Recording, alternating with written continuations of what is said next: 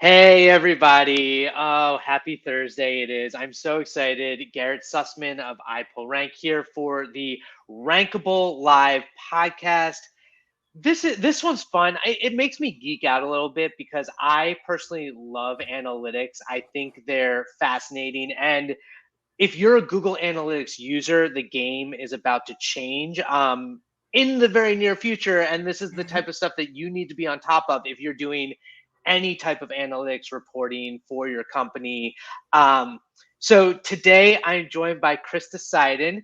Krista, oh man, her legacy is epic. She's been in the industry doing analytics for much last decade as a product leader at Google.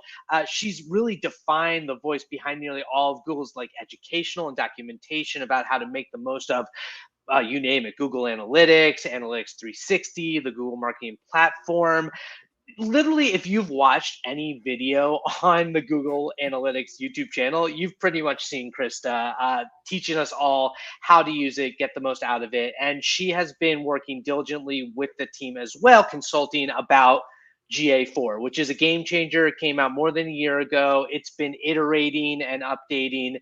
And now she's opened up, she's been working for her own agency, which is KS Digital. She's the founder, where she offers a variety of services and training and implementation and advising. I mean, analytics, Krista is your woman. And not only that, she actually has a really adorable miniature Dachshund named Pepper. Thank you so much for joining me, Krista.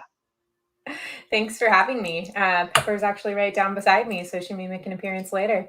Oh, hi, Pepper. And not only that, so one other little fun fact about you is you're a scuba diver. You've been to over like 100 locations all over the world, right?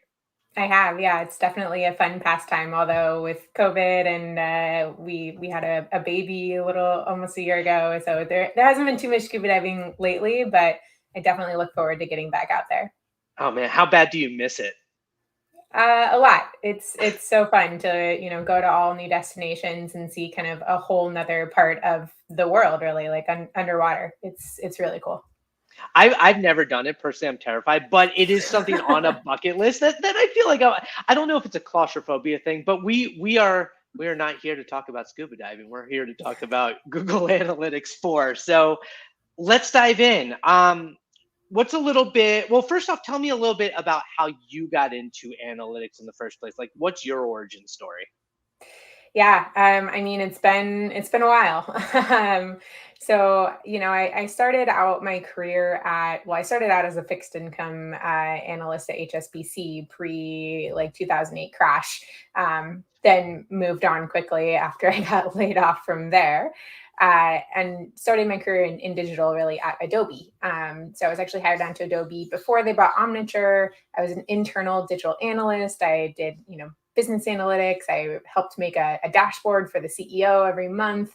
At one point, I was emailing probably 30 different people on a monthly basis asking for different metrics. And I realized that a lot of them, probably half of them, came from Omniture, their analytics tool. And so I went to the web analytics team and I said, hey, rather than me emailing so many people asking for this data, how about you just teach me to use this thing? And then I can pull this data myself. So were you the reason they bought it? I'm not the reason that they bought Omniture. But it was great when they bought it. I was there. Now not only did I have, the web analytics team who had taught me how to kind of pull some reports, but I actually was able to take all of the Omniture training for free since I was then an employee. And that was great. That was a huge leg up in terms of getting really deep into analytics on the Omniture, now Adobe side. And then, I went from there to a company called the Apollo Group. They were a large company using Google Analytics, and this was before GA Premium even. They actually were approached. We were approached while I was there as being one of the very first customers of GA Premium. I helped to design their whole Google Analytics implementation, which was really funny since I hadn't ever really used Google Analytics in an enterprise setting. I had only really ever used it on my blog prior to that, but I dove head first, and kind of had to figure it out. And then shortly thereafter, I actually ended up going to Google to run analytics and optimization for an internal group at Google, which is now part of the Cloud Group. Or is the Cloud Group, was the Google Apps for Business group way back in the day. But I built an analytics program there. I helped rip out Google Analytics from all their marketing sites because it was improperly implemented. Go figure at Google. And fixed all that, and eventually ended up going to the Google Analytics team as the evangelist for Google Analytics, and eventually as also a product manager helping to build Google Analytics, and specifically Google Analytics 4. That is an awesome journey, and it's funny because it's like one of those things where you never expect to end up there, and yet each step along the way, like kind of like really does make sense that you ended up, and now you're educating and teaching and advising and implementing, like taking all that knowledge, and just it must be like incredible for your clients. I do want to dive into, so GA4 is dramatically different. It's one of the bigger changes for Google Analytics. Can you just kind of give me the 360 tour? No, give me the, like, what is the bird's eye view of how is it different? What do you think Google is trying to do with this iteration of analytics? Yeah, so it's the most dramatic thing that the GA team has really ever done in terms of releasing a new product. If you think back really quickly, Google Analytics was acquired. It used to be called Urchin Analytics. Back in 2005, Google bought it. They integrated it. It had a new code base called Classic. So Classic Analytics was what that was called. In 2012, Google upgraded analytics to Universal Analytics, which is the version of Google Analytics that probably most people are most familiar with, probably what everybody listening here is currently using today. And if you think back to that switch, that was a pretty big switch as well, going from Classic Analytics to Universal Analytics. But it didn't have the same pressure. There was definitely some differences. Custom variables became custom dimensions, and they were kind of attached to every hit. There was, some differences, but on a whole, it still operated, very similarly. Like the look and feel didn't really change. How it operated didn't change dramatically. But now if you look at Universal Analytics versus Google Analytics 4, it's a completely different story. Not only does it look and feel different, but it's actually a completely different code base. And a different way of thinking about implementation. Universal Analytics, or the analytics that we've always used, you're familiar with page views and sessions and bounce rate and all these things. In GA4, every single thing is an event.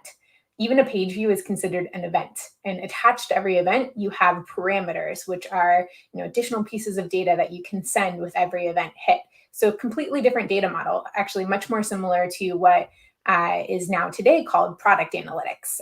If you're familiar with kind of that term and that space, there's a bunch of vendors out there that do product analytics specifically.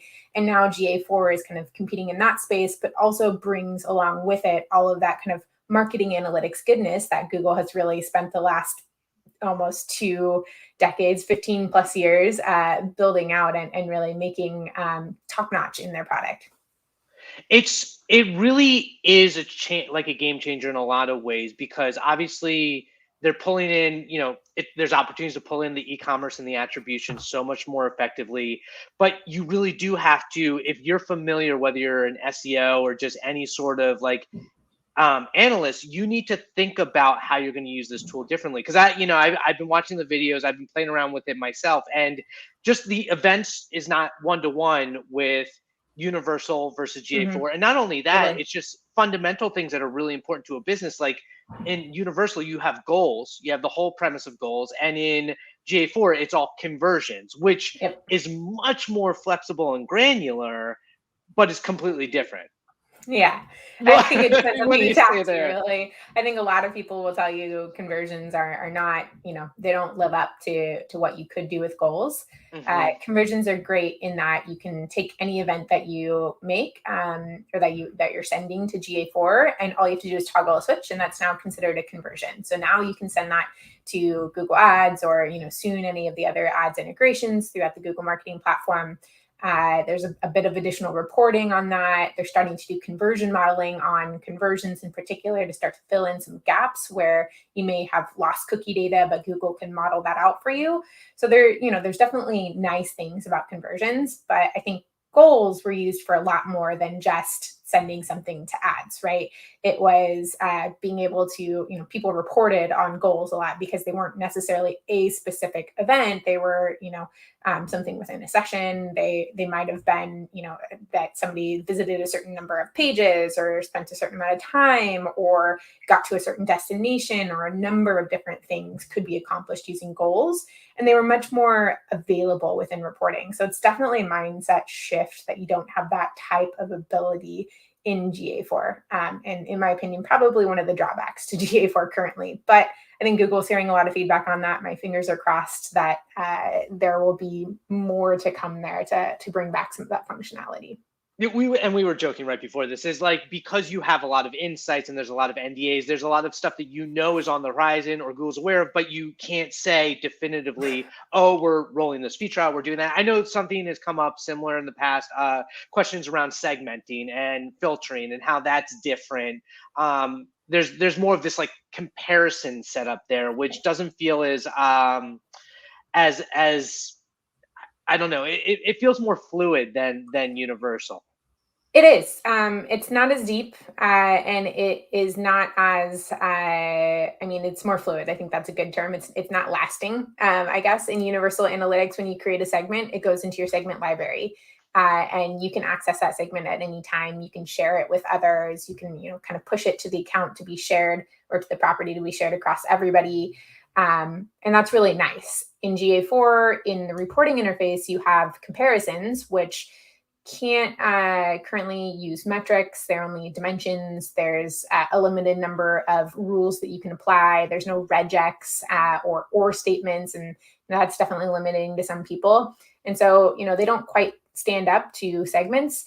You can still get segmentation, though, in the Explore section of GA4. So there's this whole new section that is net new to GA4 that, in my opinion, is probably one of the biggest selling points of GA4 over Universal Analytics, because it has a ton of new functionality around funnels and pathing and lifetime value and segment overlap and all of these really deep reports that you didn't have in Universal Analytics, or a few of them were only available to 360 customers that are now available to everybody in GA4.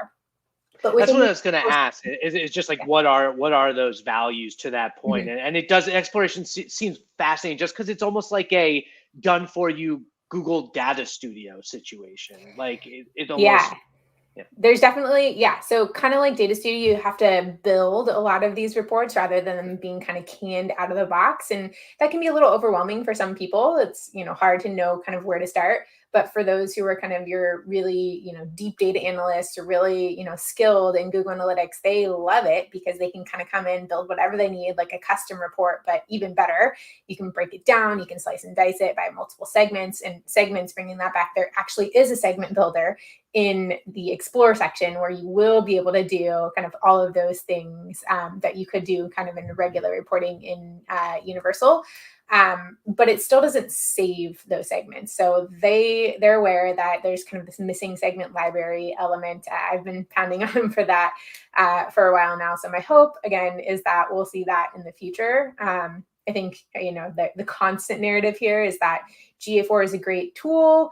It is constantly evolving, and hopefully, in the not too distant future, it really will kind of meet all of the use case parity between Universal and GA4. But in addition, it does have so much more. So you asked about kind of those benefits.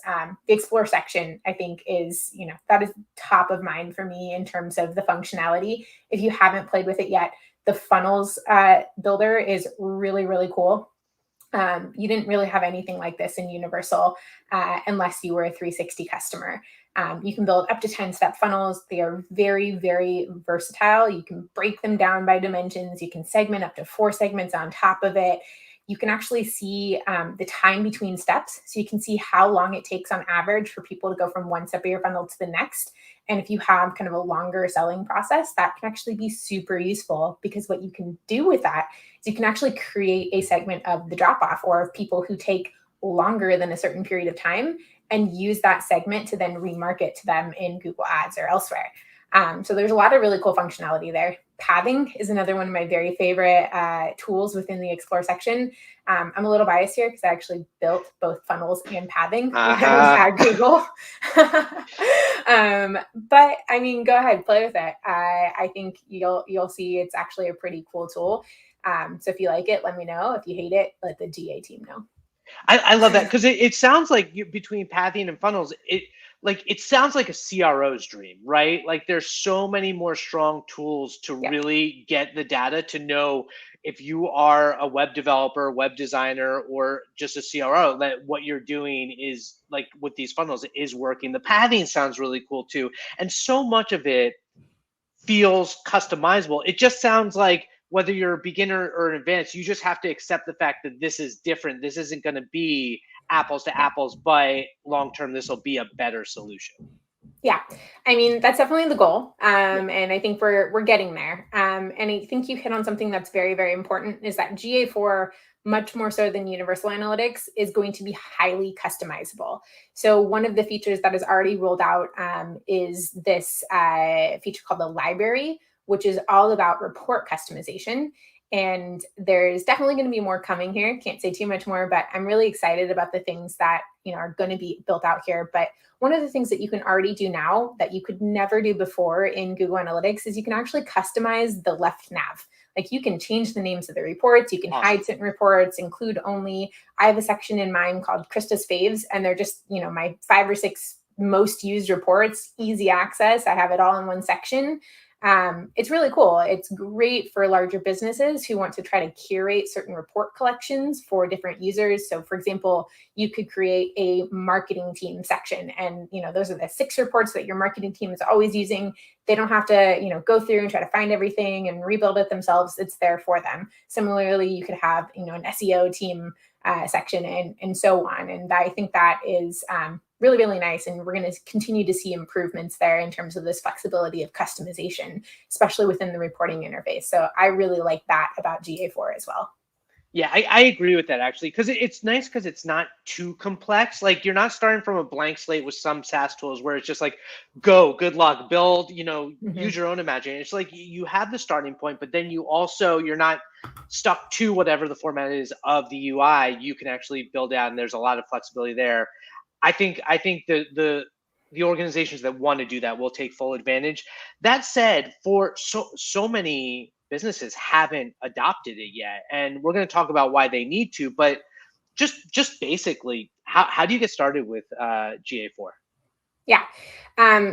Good question. And, absolutely right on. Most people have not yet adopted this. Like the numbers are growing, certainly. People are starting to get on board. They're hearing, GA4 over and over and over.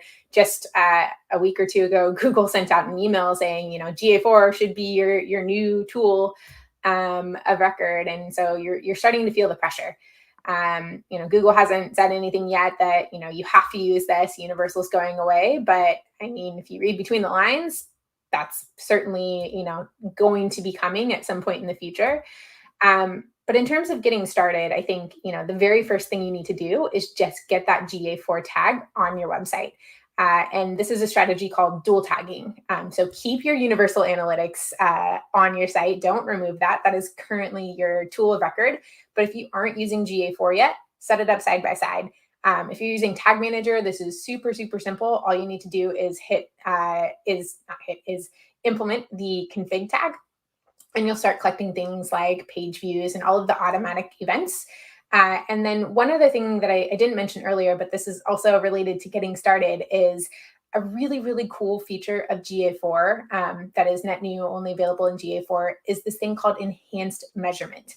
So this is within kind of setting up your data stream, which is now what it's called when you connect a website to GA4. You will be able to toggle on or toggle off, I think it's 6 maybe events that you can tell Google to collect automatically. So there's things like outbound link clicks, video engagement, where you can see video starts, video completed, video percent. You can see, scrolls and site search and a bunch of things that previously you would have had to implement on your own. And now all you have to do is toggle the switch on, and Google is going to collect it for you as long as you have that config tag on your site. So it's bare minimum, kind of getting that config tag and starting to collect both the automatic and the enhanced measurement events, but at least it's giving you some data. You can start to compare things like users. But then you want to start building out your actual implementation. So if you have a ton of events, you're collecting a lot of data in Universal Analytics, you are going to want to start to define a solution design for GA4 so that you can start collecting that data too, so that you can kind of get those implementations, apples to apples, or really apples to oranges. It's never going to be apples to apples because very different data models, but you want it to be as close as possible to each other, so that you can, really start to get that historical data, collect it, understand it, and dig in and educate yourself on what you're collecting, so that when in the future the time comes for you to eventually move to GA4 full time, you will be ready. I like the way you laid that out, and I was going to ask, because that seems like one of those things that businesses have to take into consideration, is in the sense of how we mentioned goals, is setting up those events, those conversions. I do like playing around with the events. If you have ever used Google Tag Manager, it's very similar to setting up a tag and a trigger in Google Tag Manager. So if you have familiarity there, you're probably really going to like this setup for events in GA4. That said, you mentioned like getting set up and doing the dual side by side, which, if you've ever done any universal analytics, you're always told like you're going to mess up your analytics if you have two, tags on the same page, and that's not an issue here. But how do you migrate? And here's the big question that people want to know is, can you take any historical data from your universal analytics over to GA4? Yeah, it's a good question. It's definitely top of mind for a lot of people. So I guess kind of two parts here. How do you migrate?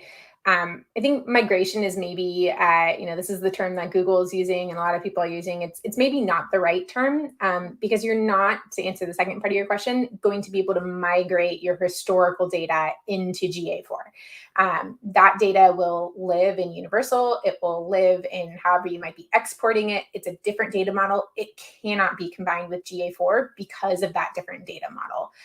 So you won't be able to migrate that data in.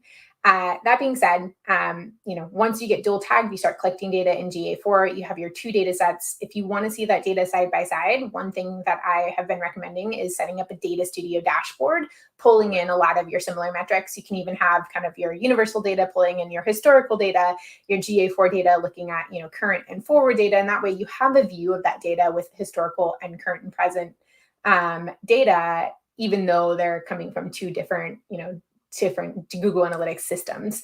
But in terms of migrating, I think, there's a few ways to go about it. Google has what's called the Setup Assistant, which helps you to kind of set up a GA4 property based on your settings in Universal Analytics. If you're using gtag.js as hard-coded tagging, so you're not using Google Tag Manager, you're using hard-coded gtag.js for Google Analytics, it will actually read that code that you already have for Universal and start to collect data into GA4. This can be nice, but a big caution here is that if you have a lot of events that you're sending in Universal Analytics, and by that I mean events such as category action label, that hierarchy of events, GA4 will take that data that is hard-coded via GTag and say, okay, the action will now be the event name. The category and the label will be parameters on that event. And so you'll start populating a lot of events into GA4 based on what you have already tagged in Universal. And, that might work for some, but for others, especially if you are a prolific user of events in Universal Analytics, this could blow up your event architecture in GA4. You could end up with a lot of events that you don't actually need as separate events in GA4. And so I do recommend that while that might be a Band-Aid or, an easier way to go for some, that you actually take the time to rethink how you want to collect data in GA4. Do the research before you start to implement. Really understand the tool and the use cases, so that you can implement in a forward-looking way that is going to really set you up for success in the future. That's a really good point of like, it's not just a matter of switching over, and sure, you can use Google Data Studio to stitch together data, or even any of these BI tools out there. I'm sure people are going to take advantage of that. You've worked with clients already where you're implementing GA4 and probably and helping them, advising them strategically. The bigger the company and the more in depth they've gone, obviously it takes a while, but like, how much time would you realistically say for like an enterprise organization to a lot for this type of, reconfiguration of how they even approach analytics using GA4? Oh man, this is your classic answer of it depends. Of course. But of course, I think you need time, especially the bigger the organization, the bigger the websites, the more time that you're going to need to really think through the event architecture or the solution design for GA4. So that's actually one thing that KS Digital does a lot of is solution designs, both for Universal, but much more so now for GA4. Is we're working hand in hand with the organizations to think through what are their biggest CTAs, what are the things that they need to track, how does that actually translate into the architecture for GA4, and then we provide a document that is kind of a whole design for them, and ideally we help them to implement that as well. Look at it, on the page, start collecting data. And so I think, that whole process, depending on the org size, can take anywhere from, a few weeks to several weeks or a couple of months, depending on, how many meetings and how much approval and, the whole shebang. But that's only one part of kind of getting set up and ready, right? There's collecting, having enough time to collect data, QA that data, make sure it's, as close or, makes sense in terms of where you're at now versus your UA data. And then for a lot of organizations, and this is, more and more true, the bigger the organization, you are going to need or want to have historical data before you actually make that switch to GA4 full-time. And so for an organization that is often looking at year-over-year data, this process will be more than a year to actually get to the end, right? Because if you need year-over-year data to compare, you're not going to be comfortable relying solely on GA4 until you have that. So if it takes you, a month to get the solution design and another month or two to implement and QA all of that. And then once you, feel good and you have sign off that that implementation is solid, another year to collect data, we're talking 15, 16 months to get there for a lot of large enterprises. Now, if you don't need year-over-year historical data, or if you are, a company that operates much more on kind of like a month-over-month basis, and you would be okay having just maybe a couple of months of data before you feel that you need to make that switch, then we're talking a shorter timeline, right? And the smaller the site, the easier it is to really design that and implement it. So I'd say it depends, anywhere from a few months to well over a year, depending on the organization size and intricacy. And given that, especially for large organizations, do not wait to get started. I think it's great advice. I think that it's surprisingly not on enough people's radar. And to your point, while it's not apples to apples, there are going to be a lot of benefits of setting up GA4. Obviously, your agency is a amazing resource to getting that set up, and people should reach out to you if they want to start doing a lot of self-service. You also have a lot of training courses. Like, naturally, people can go on YouTube to Google Analytics and see the videos you've been doing the last few months, which are really great, like kind of appetizers. But can you talk a little bit about the training you put together and what that offer looks like? Yeah, for sure. So we have kind of the only real end-to-end GA4 course that I know of. There's a few others that exist, so maybe not the only one out there, but a very comprehensive course in GA4. There's actually 3 courses. There's an intro course, but kind of setting that aside because it's just part of the reporting course. We have a reporting course, which will really walk you through kind of what is GA4, how to think about that new infrastructure, how to really navigate and understand the reporting interface and get to using that in GA4. And then we have an advanced use case and setup course, which helps you to not only look at analysis or the explore section and really get deep there, but also how to it teaches you how to take advantage of a lot of the things in GA4 which have moved kind of out of the code and into the interface. So for example, you can create and modify events based on data you're already collecting all within the interface. You can set up cross-domain tracking in the interface. You can do a lot of things that before it would have taken a developer to help you do in the interface now. And so the second course really helps to walk you through all of that. And so actually our most popular offering is the bundle, which is both the reporting course and the advanced course. Cool. And you can find those on ksdigital.co or specifically academy.ksdigital.co. And for anybody listening to this podcast, I'll happily offer $100 off. You can use the code GA4 awesome. And come and enjoy our courses. Feedback has been great. And on top of just the coursework, we have monthly office hours with me. I wrote all the courses. I'm the one in all the videos teaching you, and you get office hours with me. You also get a Slack community where, we're in there 24/7, answering questions and kind of really helping to get you up and running on GA4. I love that. I love the Slack community too, because I think, it's funny. We both have dogs, and we want to, like, when you try to train your dog, you go to these YouTube videos, and someone will give advice, and it doesn't work for every dog. It's almost the similar with analytics. To your point, every situation is unique, and when you run into that unique problem that you can't just Google and find, especially with something like GA4 that might not be up there yet, having a resource like that sounds awesome. So you all heard it, where the course is, and that Chris is so generous offering this $100 off. So we'll have that in the show notes. In the meantime, if anyone else just wanted to reach out to you, Chris, and thank you so much. This is really important. How do they find you online? How do they kind of get in touch? Yeah, for sure. So I'm very active on Twitter, at Krista Seiden on Twitter. I'm on LinkedIn at Krista Seiden. And you can find my blog, KristaSeiden.com, or KS Digital, which is ksdigital.co. So that's a ton of ways to reach me online. I love it.